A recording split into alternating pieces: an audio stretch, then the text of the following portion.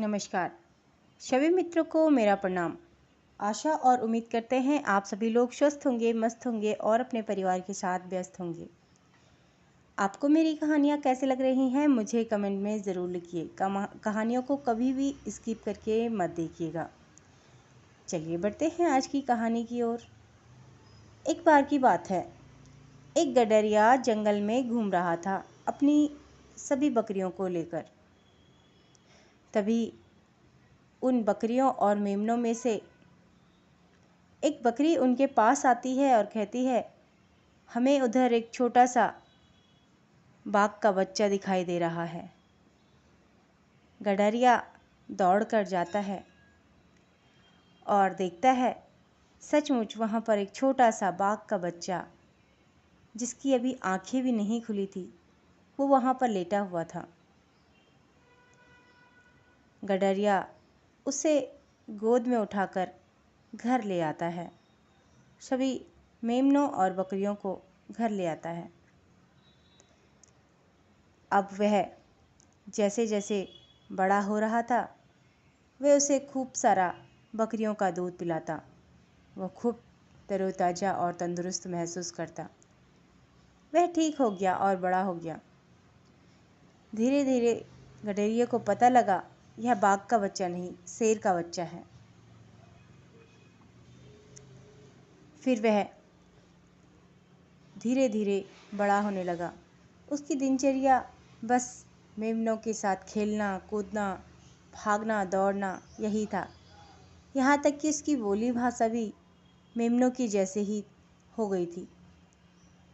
वह उनके साथ ही रहता, उनके साथ ही खेलता और धीरे धीरे उनके साथ ही बड़ा होने लगा। जब गडरिया बकरियों को लेकर जंगल जाता तो उनके साथ वह जंगल जाता, और जब वह घर आते तो वह साथ ही घर आ जाता, मानो वही उसका परिवार था। उसने उसके ऊपर कुछ सोचा ही नहीं। एक दिन की बात है, जंगल में एक बहुत बड़ा शेर था, और जैसे ही गडरिया अपने बकरियों और मेमनों को लेके गया तो वैसे ही शेर ने उसकी बकरियों पर और मेमनों पर हमला कर दिया। उसने एक के बाद एक को मारना शुरू कर दिया। गडरिया बहुत परेशान हो गया। सारी बकरियां इधर उधर भागने लगी। तभी शेर का जो बच्चा था वह बड़ा हो चुका था। वह भी बकरियों के साथ घर की तरफ दौड़ रहा था।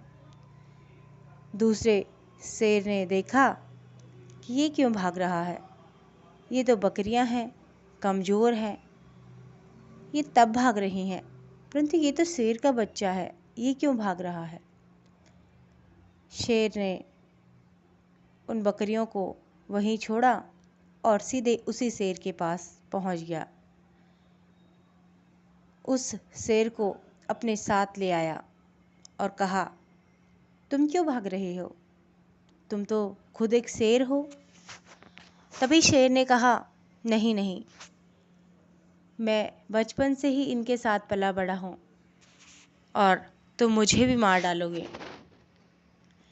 तभी शेर ने कहा, नहीं, मैं तुम्हें नहीं मार सकता, क्योंकि तुम मेरी जात के हो, मेरी ही बिरादरी के हो। हाँ, तुमसे मुकाबला ज़रूर करना चाहूँगा। तभी उस छोटे शेर ने कहा,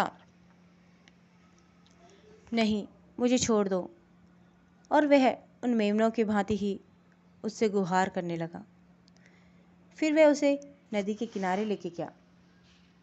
नदी के किनारे उसने बताया कि देखो, अपनी प्रतिबिंब को देखो, तुम मेरे जैसे ही दिखते हो, हूबहू मेरी ही तुम्हारे एक परछाई है, और जो तुम इन बकरियों की भांति भाग रहे हो, ये तुम्हारा कर्म नहीं है, ये तो कमज़ोर हैं इसलिए भाग रही हैं, परंतु तुम तो एक ताकतवर शेर हो, तुम्हें ऐसा भागना शोभा नहीं देता। जब मैं बकरियों को मार रहा था तो तुम्हें मेरा मुकाबला करना चाहिए था। तब उस शेर को एहसास होता है कि हाँ, मैं भी शेर ही हूँ। परंतु वह उस दूसरे शेर से कहता है कि मेरी आवाज़ इनके जैसे ही है, मैं कैसे स्वयं को शेर कह सकता हूँ, बना सकता हूँ। तभी दूसरे शेर ने कहा, तुझे शेर बनने की ज़रूरत नहीं, तू खुद एक शेर है।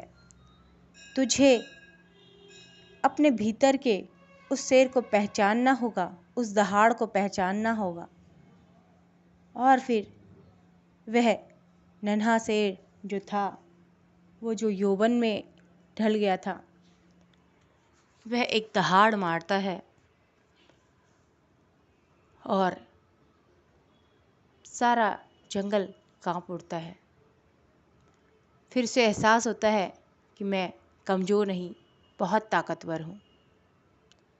उसे सिर्फ अवगत करवाने की देरी थी। ऐसे ही हम सब लोगों के जीवन में भी गुरु काम करते हैं, जो हमें बताते हैं सही मार्ग, सही दिशा, कि हम लोग किस राह पर सही से चल पाएंगे, कौन सा रास्ता हमारे जीवन में हमारे लिए उचित होगा और हम किस राह पर चलने से तुरंत ही अपना लक्ष्य प्राप्त कर सकते हैं। जैसे दूसरे शेर ने उस शेर को बताया कि तुम शेर हो, उसी प्रकार से हर एक व्यक्ति के अंदर कुछ न कुछ गुण छुपा होता है, बस उसे देखने की देरी है, उसे परखने की देरी है। फिर वह शेर जंगल का राजा है और बकरियां हैं, वह कमज़ोर हैं क्योंकि वह लड़ नहीं सकती। शेर बहुत ज़्यादा ताकतवर है। तो बकरी मत बनिए। हाँ, किसी की संगत में रहकर आप वह कर्म भूल जाते हैं जो आपका नित्य कर्म है, परंतु कभी भी अपने आप को कमज़ोर मत समझिए। तो आपको ये कहानी कैसे लगी मुझे कमेंट में ज़रूर लिखिएगा। ज़्यादा से ज़्यादा लाइक करिएगा, शेयर करिएगा अपने अपनों के साथ, अपने मित्रों के साथ, अपने परिवार के साथ।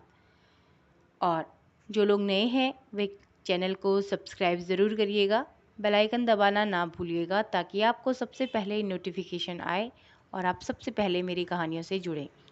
तो मैं मिलती हूँ आप सभी को एक नई कहानी में, तब तक के लिए आप सभी को मेरा प्रणाम।